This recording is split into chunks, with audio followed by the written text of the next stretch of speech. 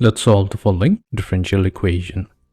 We will begin by rewriting our differential equation as dy over dx equals to y multiplied to y plus x all divided by x times y minus x. Now, if we consider this the function f of x comma y and make a substitution x with lambda x and y with lambda y, then it will become equal to our original function f. Whenever this criterion is met, we see that our function is a homogeneous function, and since the function is homogeneous, the differential equation is going to be a homogeneous differential equation. Now, in order to solve this differential equation, we cannot use the method of variable separation here. That's because we cannot express our function f as a product of two functions g, which is a function of x, and h, which is a function of y only. But this is not a big issue. If we make the substitution y over x equals to v, then our differential equation can be reduced to a variable separable form. So let's do that. So here y over x equals to v can be also expressed as y equals to vx. Differentiating both sides with respect to x gives us dy over dx equals to, apply the product rule to vx, where v plus x times dv over dx. Now what we'll do, we will use y equals to vx and a new transformation for dy over dx to rewrite our differential equation such that we have v plus x times dv over dx. So this will be equals to, so we have y, so in place of y we'll have v times x multiplied to vx plus x whole thing divided by x times v of x minus x.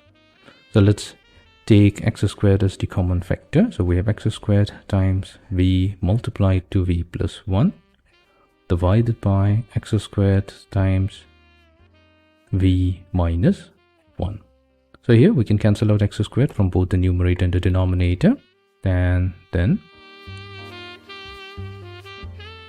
our differential equation becomes v plus x times dv over dx equals to v squared plus v divided by v minus 1. Now we'll subtract v from both sides. So this will be x times dv over dx equals to, let's combine the two terms on the right hand side. So we have v minus 1 in the denominator, and the numerator we have v squared plus v minus, so we'll multiply v to v minus 1. So that's v squared plus v. V squared and v squared cancels out, so we are left with x times dv over dx equals to 2v divided by v minus 1. Separating the differentials, we will have v minus 1 divided by v times dv equals to 2 dx over x. So we have successfully obtained a separable form. Now we are ready to integrate both sides. So integration will be, so we have v over v, so that's simply integration of dv minus integration of dv over v equals to 2 times integration of dx over x. Integration of dv will be v minus integration of dv over v, so that's natural log of v equals to 2 times natural log of x plus the constant of integration. So let's take natural log of c. Now we will take the second term on the left hand side to the right hand side. So v will be equals to natural log of v plus we will use the property that a times log of b. So that's equals to log of b raised to the power of a.